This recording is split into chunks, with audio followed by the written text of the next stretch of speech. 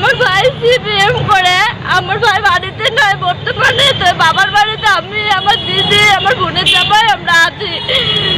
পরবর্তী পাশের বাড়ির কয়েকজন লোকে আয়া সকালে তো ঝগড়া করছে, এখন ঘরের ভিতরে ঢুকা বাচ্চা সকালে অমরেশ দাস, স্বপন দাস তারা মারধর শুরু করছে, অত্যাচার কিভাবে আমার বাচ্চার উপরে মারা আরম্ভ করছে। তারা কেমন জানোয়ার হতে পারে? তারা কইছে ভাই বাড়িতে না এলে জানা হইব। তার বউ রাখি দাস এই মহিলা তার নাম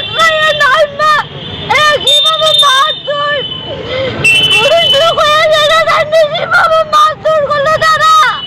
তারা এমন অমানুষ। কোন জায়গা বাড়ি আপনার? ওই সুগতপুর টাউন বলে লক্ষ্মীপাড়া। আপনার নাম কি?